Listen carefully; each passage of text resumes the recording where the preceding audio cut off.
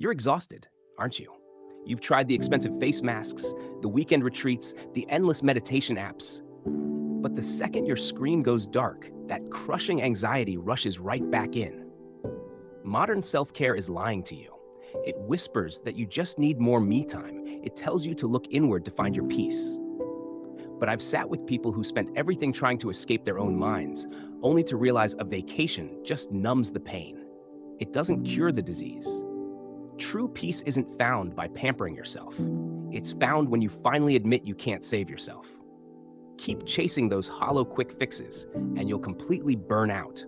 You'll spend your life desperately running on a treadmill of temporary relief, entirely missing the deep rest that's waiting for you.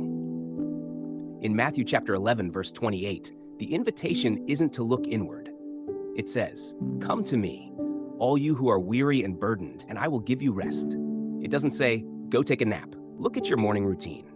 You wake up, you drink the expensive green juice, you do your 10 minutes of deep breathing, and you still feel that low-level panic humming right in your chest. Why?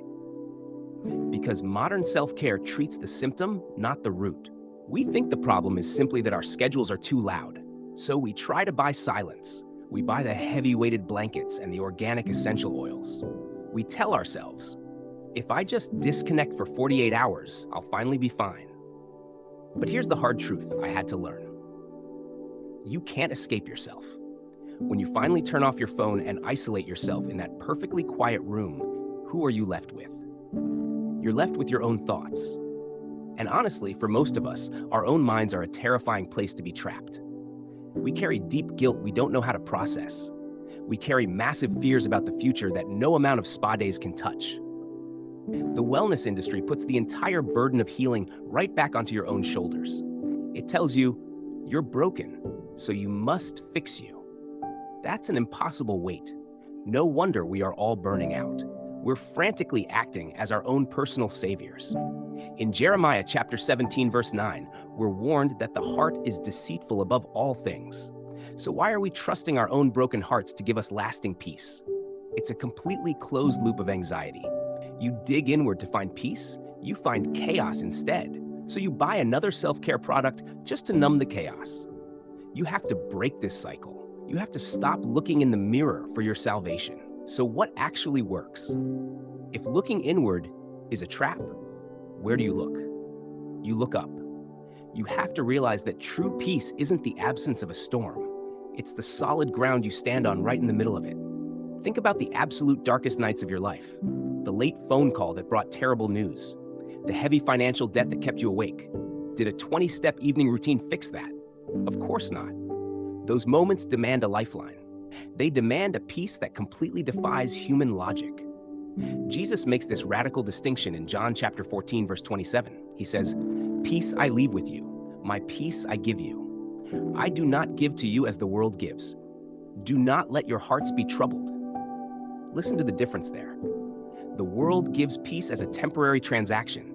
You pay $200 for a spa day, and you get exactly 3 hours of quiet. The clock runs out, and the anxiety comes right back. But God gives peace as an eternal gift. It isn't something you can earn by holding a yoga pose for 45 minutes. It's something you receive when you finally stop fighting. You have to completely surrender your obsession with control. We think if we can just manage our daily planners perfectly, we'll finally be safe. But control is a fragile illusion. It only feeds your exhaustion. The moment you drop the act and admit you are entirely powerless, that you literally can't fix your own broken soul, that is the exact second true peace floods in. You trade your crushing anxiety for his perfect rest. So what exactly does your tomorrow morning look like? I'm not telling you to stop drinking water or to throw away your gym membership. Taking care of your physical body is a good thing. But the motivation has to shift entirely.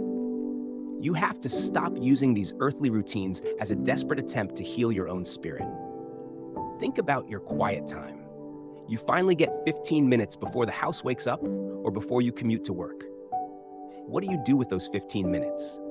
Do you write positive affirmations in a journal, trying to convince yourself that you are enough? That's just digging back into the same empty well. You'll always run dry. Instead, you open your hands, you open the Word, You let the creator of your mind actually speak into your mind. David understood this perfectly in Psalm chapter 23, verse 3. He writes, "He restores my soul." Notice the phrasing there. He didn't say, "I restore my own soul through a 10-step wellness plan." The pressure is completely off you.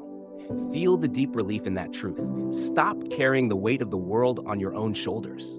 You were never designed to hold it. When you replace modern self-care with genuine soul care, you stop trying to manifest your own healing. You simply sit at the feet of the one who already healed you. You trade the exhausting hustle of wellness for the quiet rest of actual surrender. The massive billion-dollar wellness industry wants you to keep buying temporary fixes. They want you to stay tired. But God wants to give you permanent rest. The choice is yours. Stop trying to fix yourself. You are completely safe in His hands. If you know someone right now who is absolutely exhausted from trying to hold their entire life together, share this message with them. They desperately need to hear that the pressure is finally off. And if you are ready to stop chasing empty trends and start building your life on solid truth, subscribe. We'll keep walking through this together.